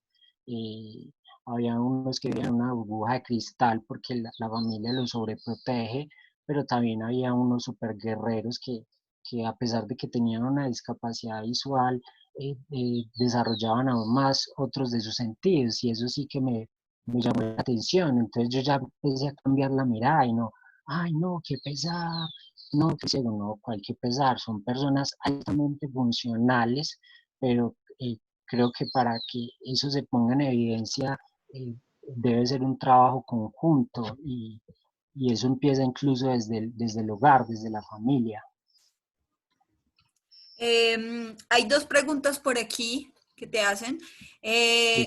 Cristian, digo, Martín Reyes te pregunta, Cristian, ¿en qué consiste realizar bocetos en la estructura narrativa? O sea que, sí, eso. Listo. Ya voy Y, para allá. y Alejandra, aunque creo que esto también vas para allá, pero pues para que lo tengas en cuenta, ¿nos puedes contar cómo logran las fotografías los invidentes? Tú de hecho hiciste un proceso colaborativo y de tutoría de hacer tutor de fotógrafo a invidentes. Sería interesante que también lo comentes por aquí. Listo. Casi que todo termina conectado. Como que si estas personas llegaron a mi vida, pues fue por algo, ¿cierto? Y yo aprendí de ellos y yo también traté de compartirles mucho de mí. Y la primera pregunta, como por ejemplo, uno diría que esta foto no fue boceteada o pues o fue un momento o pudo haber sido un momento de acierto, un instante decisivo, pero son fotos que de una u otra manera o fueron boceteadas en la mente de uno o también fueron parte del instante decisivo, pero yo ya estaba detrás de un retrato. Por ejemplo, él es Gustavo Vargas y él tiene baja visión. Yo quería tomarle un retrato a Gustavo de una manera muy horizontal, muy respetuosa, en donde reflejara también como que las personas videntes somos muy ajenas a lo que les pasa a las personas invidentes. Entonces, por ejemplo, Gustavo tenía baja visión y él me narraba que él a mí me veía como un bulto, ¿cierto? Como desenfocado, como cuando uno empieza a enfocar con el 50, que empieza a enfocar la primera capa, la segunda capa. Es como que esta imagen es una representación un poco de cómo él me veía a mí. Y las personas que están pasando representan también como que somos ajenos a ese tipo de realidades. También trato de fotografiarlo en un lugar que tenga relación con su vida. Entonces, esa era una de sus zonas de trabajo, la zona sur. Cuando uno empieza a hacer un proyecto, tiene que empezar siempre nacen muchas preguntas, son más las preguntas que la respuesta, pero hay una pregunta base que yo tenía que estructurar y era cómo están siendo representados y percibidos los imaginarios de las personas invidentes. Después desarrollo el objetivo general, puntual, no 5 párrafos ni 5 reglones, puntual, traducir e ilustrar el imaginario de la ceguera a una serie fotográfica, documental realizada de la mano de 3 invidentes de la ciudad de Manizales. Empiezo a fotografiar, hay imágenes que fueron boceteadas, otras que no fueron boceteadas, que yo simplemente me iba a entrevistarlos, a indagar, a escucharlos, a conversar, pero hubo imágenes como estas, en donde yo tengo que bocetear lo que me preguntaban ahora, que cómo es eso de bocetear la estructura narrativa del proyecto. Entonces, por ejemplo, yo sé que la estructura narrativa de este proyecto es el blanco y negro, en algunas imágenes el color también, pero la estructura narrativa la define mucho el blanco y negro, con altos contrastes, con ruido. La estructura narrativa de este proyecto la definen fotos desenfocadas, con grano, distorsionadas. La estructura narrativa de este proyecto la definen cómo retrato yo a los personajes. Entonces, por ejemplo, yo hice un boceto que le quería hacer a Gustavo. Entonces, digamos que acá hay un proceso de preproducción donde yo empiezo a bocetear no solo desde la imagen, sino desde el sonido. Entonces, para mí era muy importante lo que ellos me narraban de cómo ellos sienten el sonido. Ellos sienten la sombra, la luz del sol, sienten la sombra, o cuando cae un aguacero muy fuerte, en exteriores el agua les ayuda a renderizar el espacio. Entonces, no es lo mismo como caen las gotas de agua sobre la mesa que como caen sobre el piso. Entonces, sus narrativas, sus entrevistas me ayudaron mucho como a concertar cómo iban a ser las imágenes y yo, a pesar de que ellos no pueden ver, yo les describía el boceto y ellos aportaban ideas al boceto o me daban locaciones como, uy, Cris, yo siempre he querido una foto acá o hay un lugar muy importante que evoca mucha tranquilidad para mí, entonces vaya y retráteme allá. O en el caso de Gustavo Vargas se mueve como pez en el agua por Manizales y coge buseta solo para ir a visitar a la novia a Puertas del Sol. Yo no, yo esto lo tengo que, ojo, lo tengo que retratar, lo tengo que fotografiar, pero también tengo que hacer la foto, como que no solo sea al azar, como, ay, Gus, hágale, coja la buseta. Yo quería que la foto estuviera bien estructurada, estuviera pensada, ya había visto muchos referentes, en Baudó nos exigieron mucho, entonces yo quería hacer un buen proyecto. Entonces, por ejemplo, este es un boceto de Gustavo, este es un boceto de Carolina, entonces miren que es muy importante lo fotográfico, narrar de lo micro a lo macro, entonces hay formas de narrar, de mostrar a una persona, entonces este es un retrato de Carolina que por ese tiempo se estaba leyendo el libro de los diálogos de paz en braille, ella es música, para los invidentes la tecnología juega un papel súper importante y vital en sus vidas, entonces el iPad, la tablet, las moneditas, yo ya me estaba imaginando el nochero de ella y la foto que iba a hacer, pero también la quería retratar en el patio de su casa, en la sillita donde ella me había contado que toca la flauta, con el sonido de los pajaritos, todo eso yo lo tenía que llevar a imágenes. Entonces, por ejemplo, este es el resultado del boceto de ahorita, que como en cualquier boceto, y más en este tema, pues siempre hay un margen de improvisación, pues no todo sale como uno planea, pero la foto de alguna manera ya estaba previamente concebida.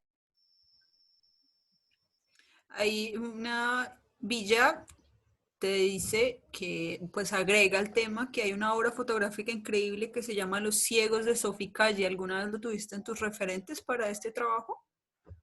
Sí, Sophie Calle es invidente, no, ¿Cómo? ella es invidente.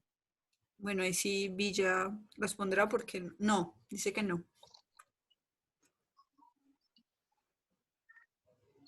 Sophie Calle. Bueno, voy a buscarla, no recuerdo, pero me suena Sophie Calle. ¿Cierto? Sí, tiene nombre que suena.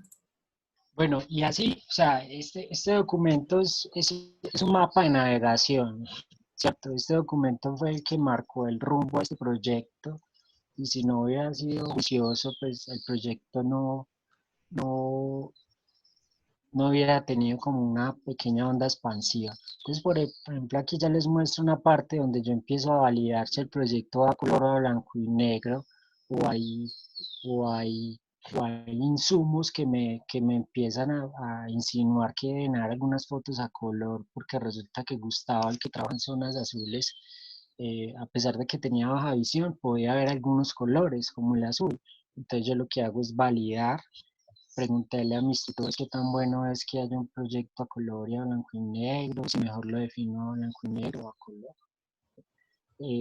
Acá hay una parte muy importante y es como uno muchas veces como fotógrafo eh, opera solo desde lo fotográfico, pero el ejercicio de escribir, conceptualizar es muy importante, y algo que me ayudó mucho a definir la parte teórica escrita, a definir, por ejemplo, el título del proyecto, fue hacer un desglose de palabras claves.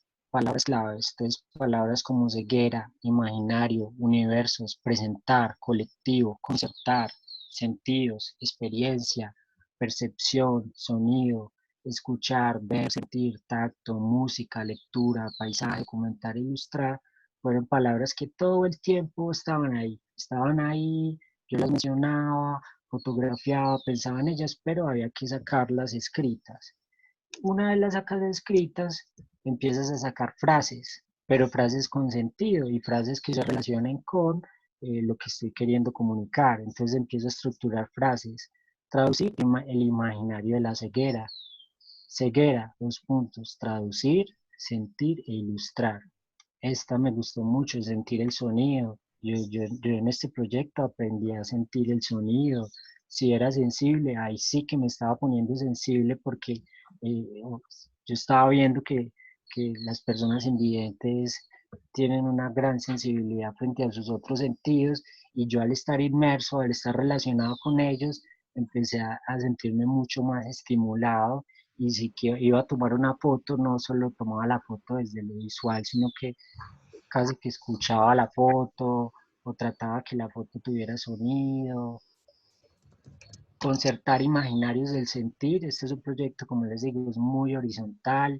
Este fue un proyecto donde yo no iba y me aprovechaba los ingredientes, sino que era horizontal, ¿cierto?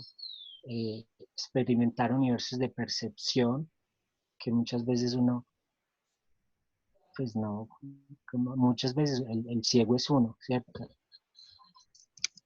Antecedentes. Entonces ahora les decía que los antecedentes son muy importantes. Les vamos a mostrar rápidamente como los antecedentes que definieron cómo yo estructurar este proyecto, y fueron fotógrafos contemporáneos también. Entonces me empecé a investigar, y antes del proyecto Ciegos ya habían ciegos haciendo fotografía y experimentando con filtros, con lentes, con ópticas. Entonces yo también experimenté. Cristian Rodríguez, un fotógrafo que venía haciendo un trabajo súper importante y que pues, yo admiraba mucho, específicamente por la manera en cómo documentaba, por la manera en cómo estructuraba una narrativa visual, por la manera en cómo retrataba a estas personas, por la estética. cómo llevaba la fotografía a una reflexión, a un diálogo, pero después ya deja de ser un referente para mí. Me gustaba mucho cómo resolvía las imágenes desde la poética. Seguí buscando referentes, entonces me encontré más fotógrafos invidentes que experimentaban de una manera muy loca. Me gustó mucho el blanco y negro de este fotógrafo. Cristina de Miel también me gustaba mucho cómo eh, resolvía lo icónico, la narrativa que le daba a sus imágenes. Ya empecé a meterme en campos mucho más artísticos, entonces esta fotógrafa Susan Derges, el color, cómo hacía uso del color, me identificaba como con estas ondas expansivas de acá del agua, seguía terminé viendo cosas súper raras que como fotógrafo nunca esperé, nunca me imaginé terminar teniendo referentes como estos.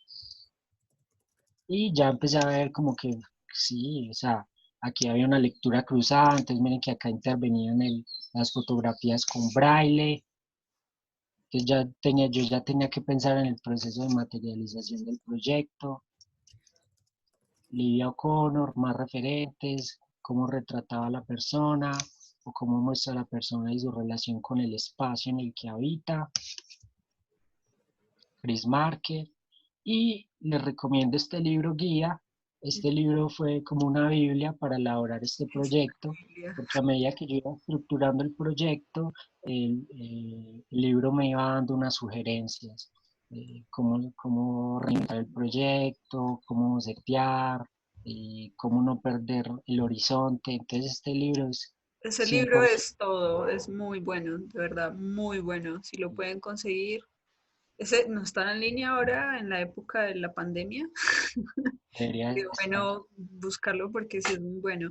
Elizabeth, sí, la charla queda grabada y la publicaremos en el fanpage de la Escuela de Artes y Oficios. Hacemos una publicación de esta charla y ahí dejamos el link de descarga que solo dura una semana para que sepan que no queda toda la vida el video ahí guardado. Y por aquí ya nos profundizan sobre Sophie Calle, es una artista conceptual francesa muy importante, tiene un trabajo muy conocido donde siguió a unos individuos por París fotografiándolos sin ellos saber, se llama Intimidad de los Otros, está buenísimo buscar, está Listo. buenísimo. Gracias. Lo voy a buscar también. Y Y Daniel bueno, Felipe te pregunta, Cristian, si hablamos de horizontalidad y de que el proyecto es colaborativo, ¿cómo usted devuelve el trabajo? ¿Cómo los invidentes se benefician con el trabajo? Entonces creo que ahí va como ya la parte de lo que hiciste con el proyecto. sí, bueno, por ejemplo, eh, como trabajé con 3 personas y para mí las 3 personas eran súper importantes.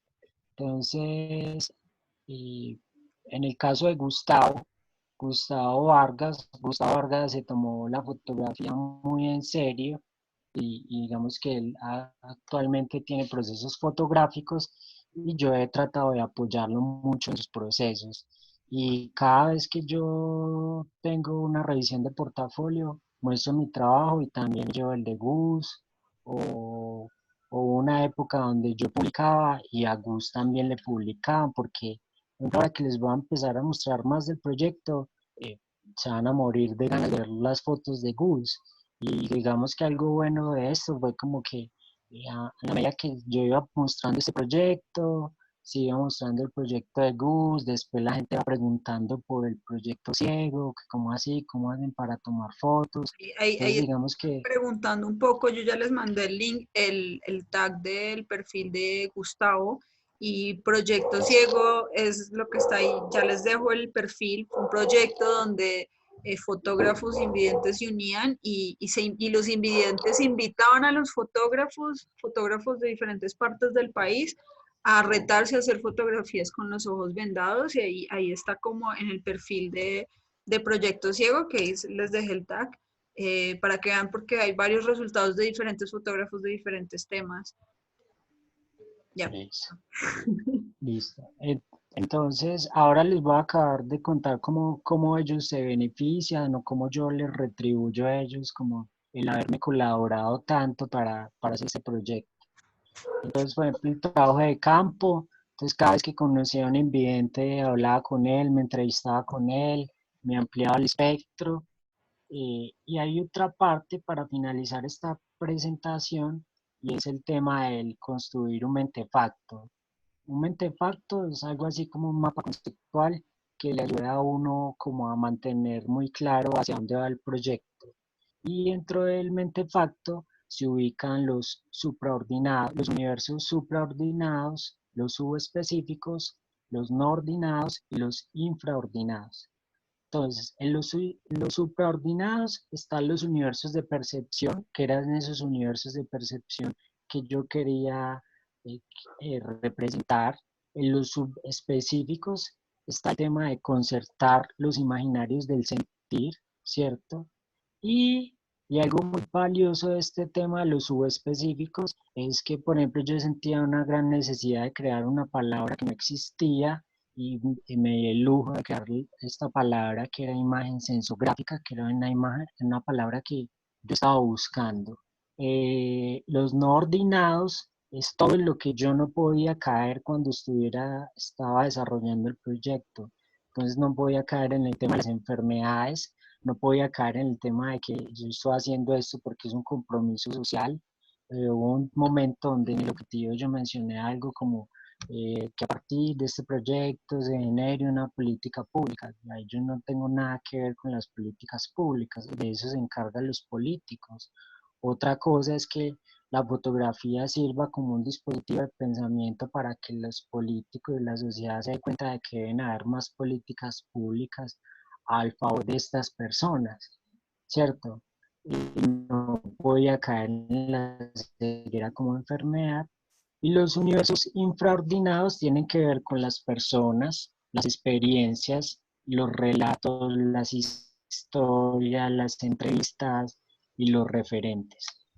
Entonces hasta ahí va cómo se estructura el proyecto, cómo se empieza a condensar. Y ya les voy a mostrar como imágenes.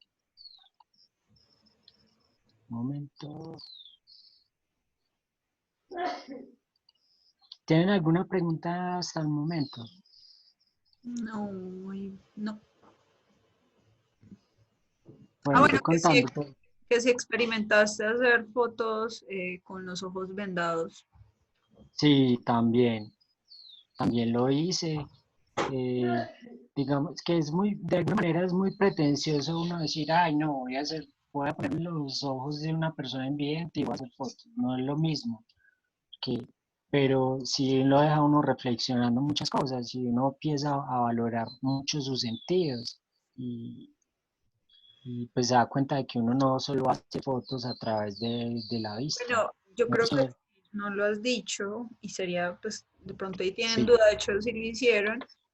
A nivel técnico, ¿cómo son las dinámicas de que los invidentes tomaran fotos? ¿Qué elementos eran apoyo para eso? ¿Cómo lo hacían? Explícanos cómo Listo. que estuviste como en ese taller. Sí, yo les explico. Por ejemplo, sí se puede, obvio que se puede. El fotógrafo simplemente opera la cámara en modo automático y el fotógrafo se dedica más al tema de la composición, ¿cierto? Entonces, hay una técnica que se llama la técnica del hilo negro y es donde a través de un nylon, el fotógrafo invidente mide distancias a través del nylon, ¿cierto? Entonces, el fotógrafo sabe que si va a retratar a alguien, le da un extremo del nylon a la persona, el fotógrafo se amarra el nylon al dedo pequeño y se va corriendo hacia atrás o hacia adelante y empieza a medir distancia. El fotógrafo sabe que entre más se corra para atrás es un plano más general, entre más se corra para adelante es un plano más detallado. Por ejemplo, como le enseñamos la ley de los tercios, a través del braille. Entonces les llevamos una cartulina semiperforada, entonces ellos tocaron y ellos saben que hay un rectángulo y ellos son los responsables de decidir qué va o qué no va en ese rectángulo. Entonces, hay fotógrafos que les gustaba mucho el tema de producción, entonces buscaban los elementos, los detalles, hacían dirección de arte, tocaban, palpaban, y muchos de ellos se apoyaban de videntes para ayudarlos en temas de preproducción y eso, pero ellos eran los que obturaban, los que dirigían, los que proponían, y fue un proyecto muy bonito. Nos enfrentamos a grandes retos, como por ejemplo el proceso de la materialización, porque ustedes van y ven las fotos son brutales, pero uno se siente muy frustrado de que ellos no las vean. Se sentía más frustrado uno como tutor que ellos, porque ellos, el solo hecho de disparar era un clímax, y que le dijeran a ellos que la foto había quedado bonita también. Pero hubo un momento donde teníamos que buscar una imagen sensográfica, una imagen que no solo fuera leída por videntes, sino por invidentes. Entonces empezamos a buscar cómo imprimir las fotografías en alto relieve. Entonces una forma era imprimiendo en 3D. Otra forma era replicar una foto entallada en madera, pero eso costaba mucho dinero. Y así fuimos buscando muchas opciones como para que las fotos de alguna manera pudieran ser leídas eh, a través del tacto. Y ya, queda claro, ¿cierto? ¿Alguien tiene otra duda? ¿No? ¿No? Bueno, listo, ya. Bueno, no sé si leyeron, pero finalmente el proyecto se resume a esto, ¿cierto? El título, el subtítulo, un párrafo. Miren que el ejercicio de escribir es muy importante, y más si uno quiere publicar su trabajo, porque es muy difícil que te publiquen tus fotos y ya, sino que los proyectos personales siempre están ligados a una idea general o a un concepto o a un párrafo. Entonces, Imaginarios del Sentido es un proyecto que busca concertar, traducir e ilustrar el imaginario de la ceguera y baja visión a partir de la investigación y exploración de los sentidos de la mano de tres personas muy relevantes en el proyecto: Carolina Fernández, Gustavo Vargas, Gustavo Giraldo.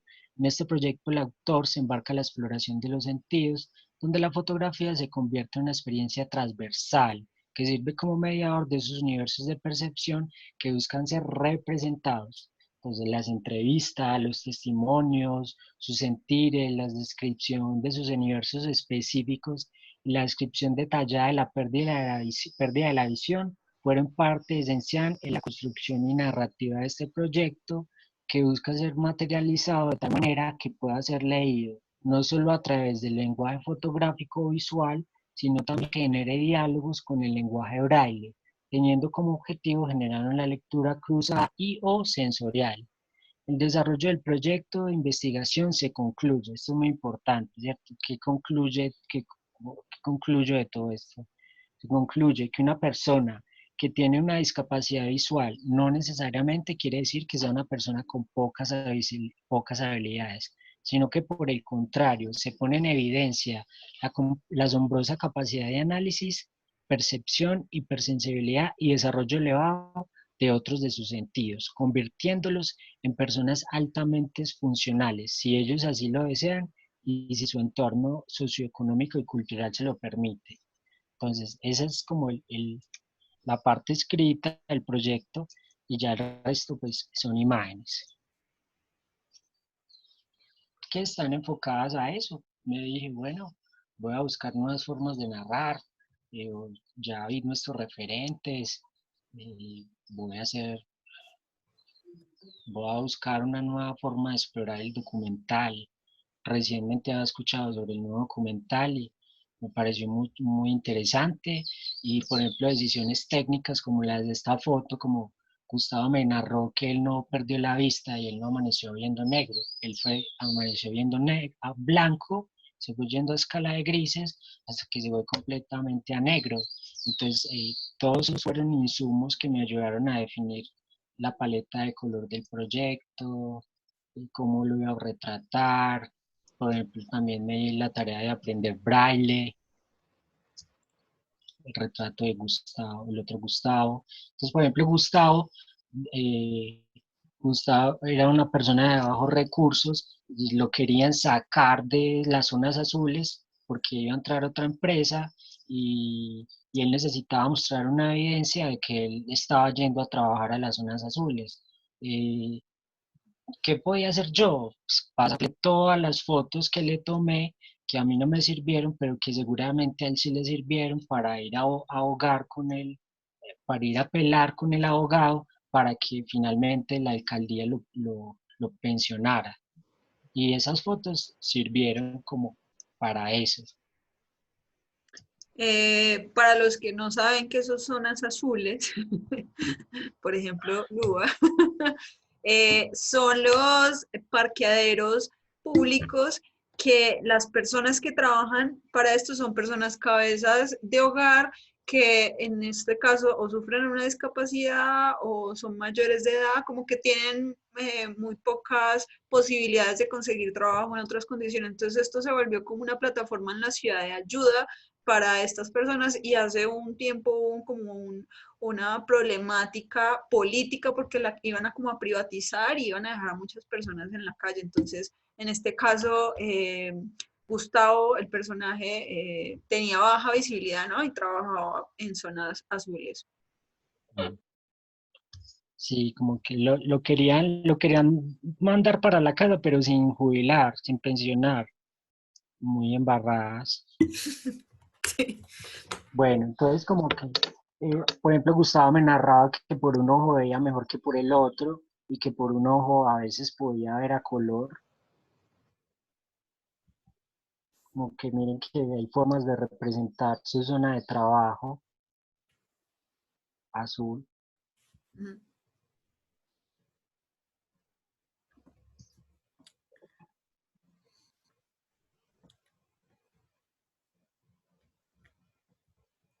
Pues, ella es Carolina. Para retratar a Carolina sí tuve muchos inconvenientes porque ella la cuidaban más, ella mantiene muy ocupada, ella es psicóloga y música, entonces mantiene sumamente ocupada y pues ella sí vive más en una burbuja de cristal, pero ha desarrollado todo su potencial. Y lo que les decía ahora, como ya uno se vuelve más contemplativo, ya empecé a sentir el sol, la sombra, como casi que valoraba asomarme a la ventana, porque muchas veces uno no valora como esas cosas tan simples y tan sencillas, y proyectos como estos me ayudaron mucho como a sensibilizarme frente a muchas cosas que uno muchas veces pasa por sentado.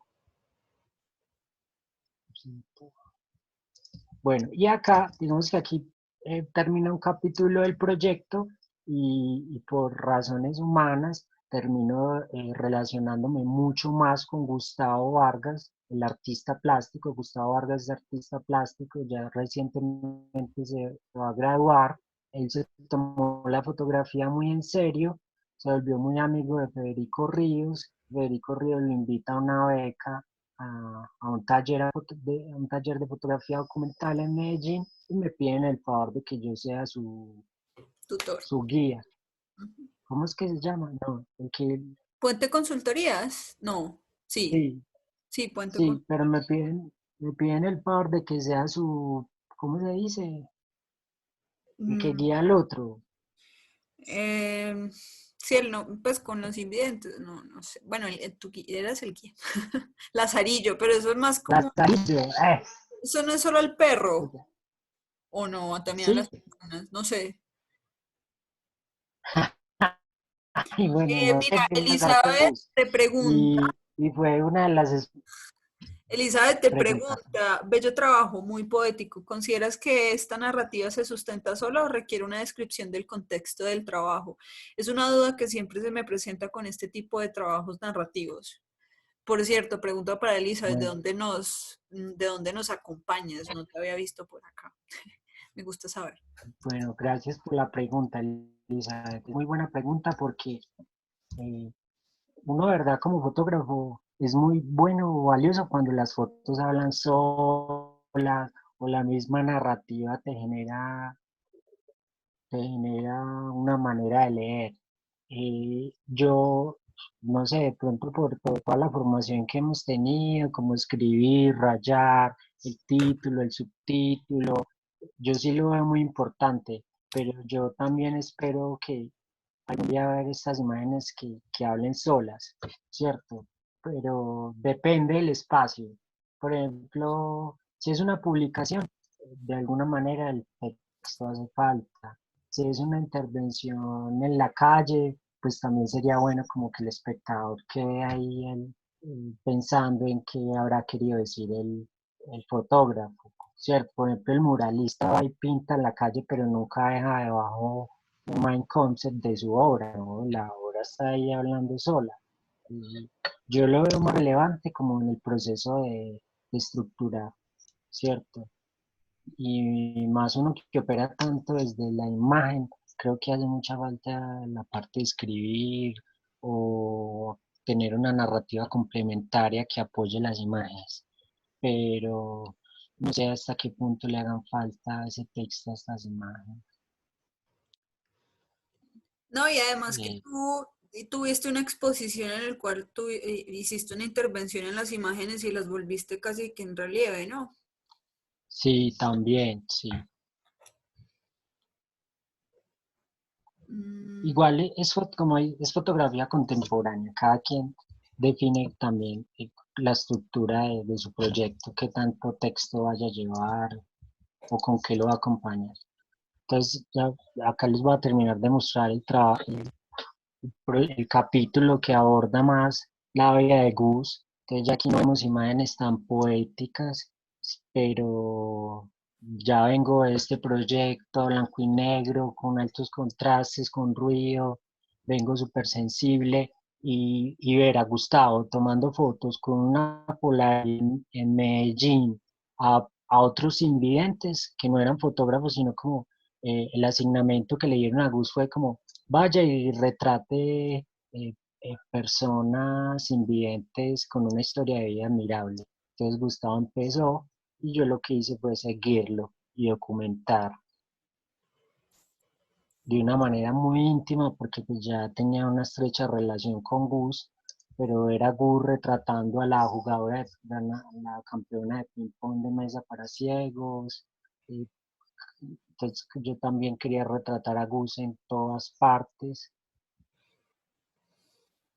de todas las maneras posibles. Entonces aquí la onda expansiva, el sonido de las gotas, y ya empiezo a sentir como que estoy fotografiando de una manera muy cómoda, me identifico con las imágenes.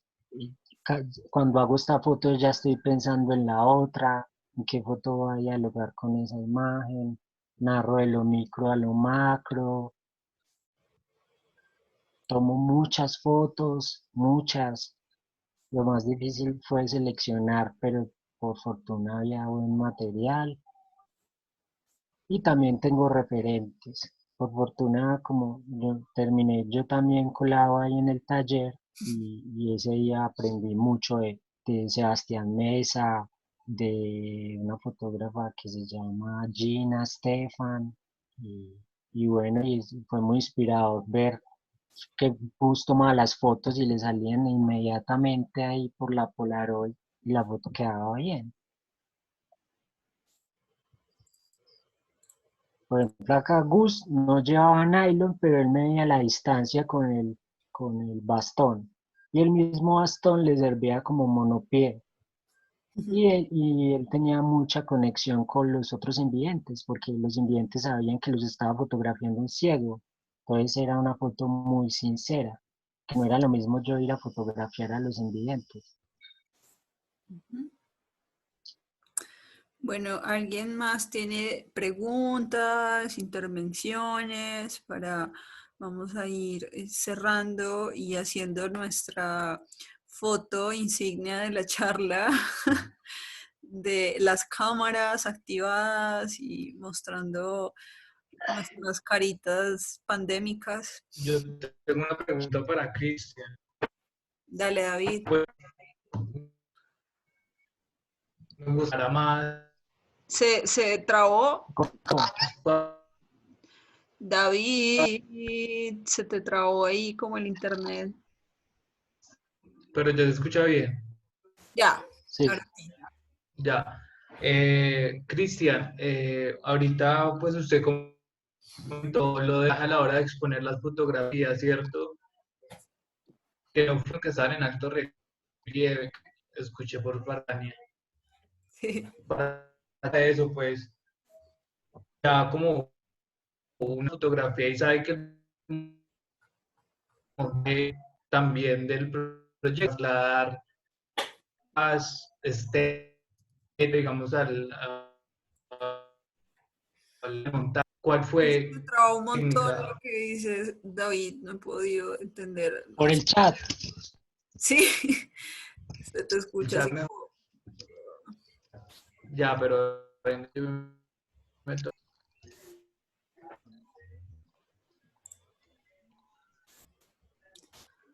A ver.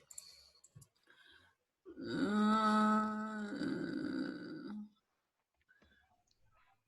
mm, Felipe pregunta, por favor, para saber sobre los referentes de cómo ver lo del color y los diferentes elementos en las películas que podrían ser útiles para aplicarlos en la fotografía. Creo, Bueno, yo les compartí dos enlaces de YouTube como cuando empezó la charla. ya lo vuelvo aquí a escribir, como por si se les perdió. Eso. El color en la narración y la composición en la narración. Ah, Los, sí, sí. Son dos videos en YouTube que voy a copiar aquí en este momento. eso. Ah, ahí Los está. dos duran como 15 minutos. Uno creo que está en español, el otro en inglés. Pero créanme que ustedes se ven eso y cuando se vean una película van a analizar con mucho criterio todo. Ese. Ahí está.